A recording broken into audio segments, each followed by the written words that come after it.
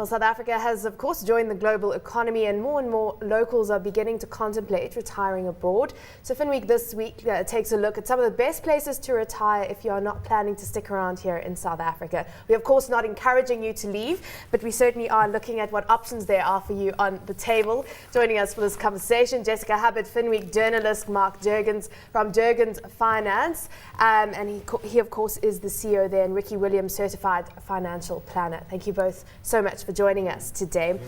Mark, so I'll just kick off with you in terms of this article. I mean, what motivated looking at this specifically right now? And hopefully it's not all the kind of drama that we've had in the mining sector. No, I mean, I think that it's it's an interesting discussion, and it's not a mainstream discussion. I mean, I think the reality is, we were just chatting a little bit off air, that it's not an opportunity that's going to present itself to all South Africans. But what you are finding is that South Africans are joining the global economy. They spend, there are those that are well-to-do, can afford to spend 6 months in South Africa, 6 months somewhere else. The assets are not just based around South Africa. And I mean, we've just seen it this week. Rand has really weakened significantly. It plays havoc with your local investment portfolio. So you need to be able to diversify your assets and be able to take them offshore. I remember listening to Michael Jordan speaking middle of last year at one of the investment conferences, and his comment there was, the biggest decision South Africans are going to have to make over the next decade is, where do they put their money? Because yes, it's been fantastic. 1994 to 2008, you've been able to absolutely coin it. Our markets have flown, our property's done well. We've really had it the best of all worlds up until the 2008 financial crisis.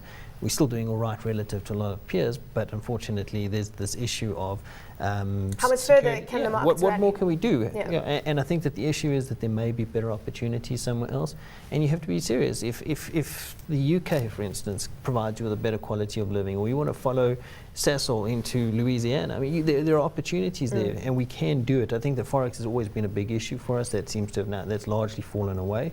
Now we've got the opportunity to be in that market. What do we do about it? Some would argue it perhaps hasn't really fallen away if you look at the Rand where it's going right now in terms of your ability to live offshore. Sure, and that's why I think when I refer to Forex, you talk about your allowance, what you can take overseas. So I think that the rules are changing, letting you take more and more assets overseas. You now have to take advantage of it and learn how to diversify. Yeah. So Mark, I'll start off with you. Let's talk about the environment right now and what you're finding from your clients who are retiring. I mean, are they wanting to go offshore? Are you finding that with people saying, listen, this is an option for us? How do I plan for that? I think they are. I think, as Mark said, with the perhaps instability and perhaps political instability that we've experienced here over the last year or so as well, perhaps more people are looking at retiring out of our borders, beyond our borders, than we've perhaps seen before. I think I agree with you, Mark. It's only a very small percentage of people that can afford to retire overseas. The Rand is pretty weak. And I think there are limited countries one can look at while moving overseas. A friend of mine bought a one-bedroom apartment in the UK for the same price as for the same money, you could live in a luxury apartment in Sandton. So you have to choose areas very carefully, but certainly from an investment point of view, to diversify and get more access to international equity markets is very important at this stage. But it'll probably become a bigger trend going forward. I think we're going to see more of it going over the next 10 years. How much of it is financial planning though? I mean, we know that we cannot buy shares overseas, great. That, I can buy General Electric, most of us can find our stockbrokers and we've got that. But that's not really diversifying assets. That's simply saying I'm clicking a button and I've got a bit of access to it. What's the role of the financial planner then in looking at how do I split my assets up and getting overseas? Mark, I think realistically now, people want to look at least putting 50% of their assets offshore. That's my advice to a lot of people. Just the Rand appreciation by itself makes money for you. Our equity markets have run hard, as you've said before, the JSE. I think there's more value offshore at this stage. So simply from an investment point of view, it makes sense to have a larger portion of your assets offshore than it has made over the last 10 years. Besides that, investing in property, investing in other assets besides equities is what a lot of people are doing, simply to be landlords, to let their properties out, perhaps with a view to moving there themselves at retirement stage. So your property's been paid off by letting it out to somebody, which saves huge money as far as that's concerned. I think what a lot of South Africans will still do is, as you said, maybe go overseas for 6 or 8 months and maybe come back for a couple of months. You've heard people emigrating and they want to move over for their kids. and a couple of years later their kids want to move back to South Africa. So we've heard those stories, but it's not only investing. I think it's property, and it's looking at investments from A to Z. Ricky, and from your side as a financial planner, do you see that 50% is the right allocation? Because that is quite a large chunk of assets to be able to move into an offshore exposure. I think picking up on Mark's question, I think it is the role of the financial plan is absolutely integral. And the first hard job is to get people, to convince people, really is the right word, to put the appropriate amount of money offshore. The percentage changes. There is a thing that we work with called the efficient frontier, which will indicate a global asset allocation spread, and that will change as fundamentals change on an ongoing basis. 50%, I think, is, not to disagree with Mark, I think it's minimum right now. So the first hard job, as I said, is to firstly convince people to do that. And secondly, once the money gets there, as Mark has said, there is so much choice over there. The huge fear that South Africans have is that we're so far away from certainly developed destinations. And traditionally we, in global investment terms, we actually, since '97, it's only been legal. So we are minors, minor leaguers.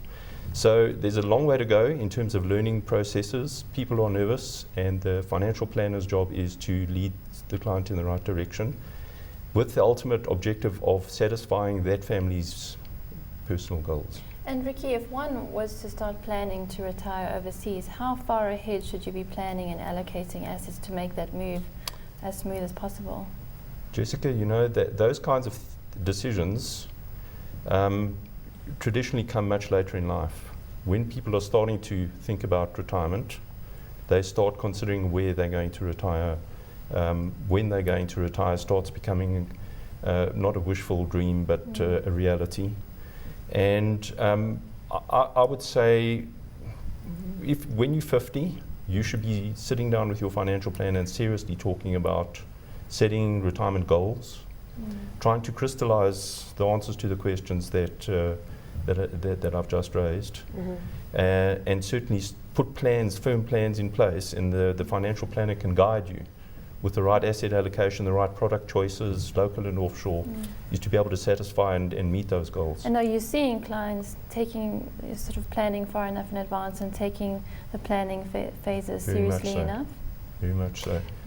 When it comes to Mark, and I suppose they're the lucky clients who do have financial planners sitting down with them and showing them, the value of doing that. When it comes to longevity, that's also an issue. Is people are living longer and they're having to support themselves in retirement for longer. How does that affect the retirement planning phase before retirement starts? Well, it's a very, very interesting question and very important question, because with medical technology, people are living almost 3 years longer than they used to, not only in South Africa. You heard the story about the Queen having to send a couple of years ago, sent 15 cards, I think it was, per annum to people who turned 100 years of age. I think the forecast is that by the year 2050, there are going to be over 60,000 people living in the UK that are going to be over 100 years of age. Sure. So a big concern for all first world countries, and besides people immigrating, it's a big concern for people here in South Africa who plan to retire here, because a very high percentage of people outlive their money. So what does that mean then from a planning perspective right now if you're not in retirement yet? It simply means save more money and start investing and put more money aside for retirement now. What I can tell you from experience is that doing presentations and speaking to anybody under the age of 45 is a very boring subject.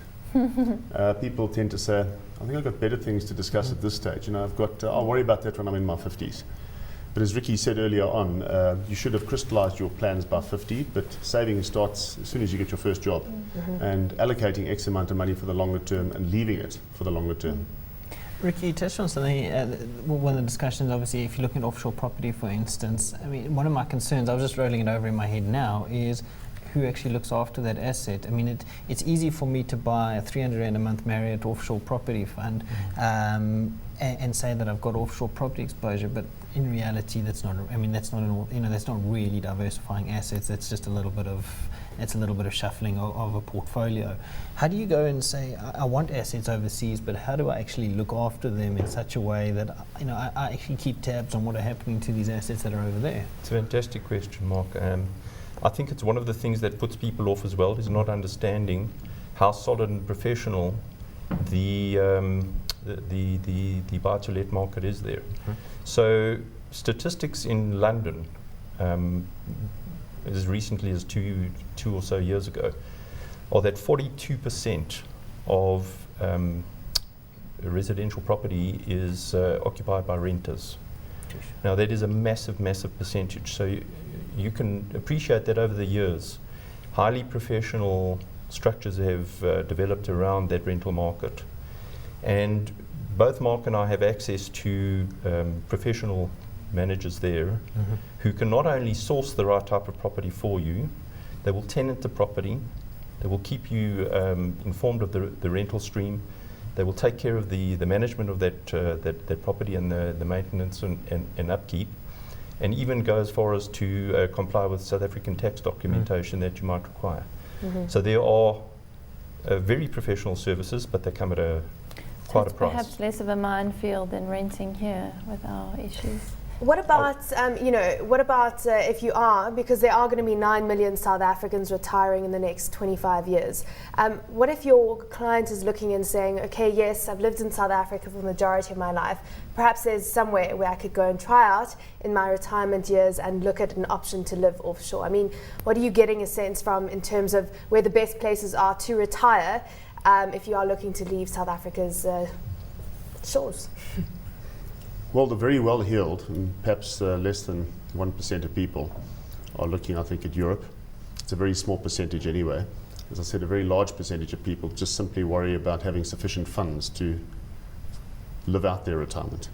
But I think Europe is always going to be a number one destination for a lot of South Africans. You've heard of people who have properties in France or Italy and plan to go and spend the summer there. Well, it's cold here in Africa, which is what people are doing now, and they come back here and September, October, when it gets a little warmer.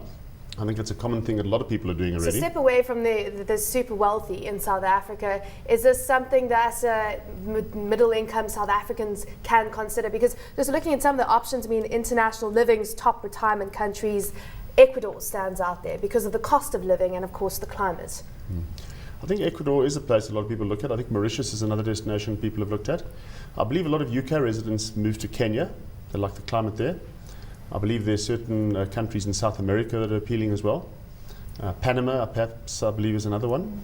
So, some of the countries we would never really have thought of, but those, I think those countries that are third worldish, but they've got good medical facilities and they perhaps have good climates and there's a bit of government stability are the areas that people would look at. You touched on something there, the medical cost, and I think that to me would probably be one of my biggest concerns when you get old. Can you afford? Where's the cost of actually being able to retire medically? Very much. Because in South Africa we've got a decent healthcare system, private healthcare system. Yes. But what's it like? Is it a factor to be considered when you're going overseas? I think very important, Mark. Yes, absolutely right. And I believe that's high on the agenda on people when they do look at relocating to any other country. And are you seeing certain countries sort of market themselves as being pensioner friendly or trying to market certain benefits to encourage immigration? I think it's good for any country to have people come in with money. They're contributing towards the tax regime of that particular country. They're consuming products. So I haven't seen too much of it at this stage, and I can actually say from my personal point of view, I find that more people are just investing more overseas and leaving their options open and perhaps going to decide in a few years' time what is the best option, because this is a fairly new scenario we're finding for South Africans moving offshore, and I think over the next 5 years, time will tell as to which destinations actually prove to be the most fruitful from that point of view. Do you think this is going to be a trend that we see in South Africa, more and more South Africans choosing to retire offshore? Ricky? Bit of a sensitive question from a political perspective, because I think a lot depends on that. So people are feeling uneasy And as soon as people feel uneasy, their attention turns to places where it might ordinarily not have. So I think that people are thinking about it more. Perhaps not seriously yet. Your clients? Yes. Mm-hmm. And both of Mark and I will have the experience that over the years, people's actions start following their thinking. So as people's thinking becomes more and more serious, and should the political tensions not ease themselves in this country, then people will start becoming infinitely more serious, and even you can expect that it might even become urgent at a stage.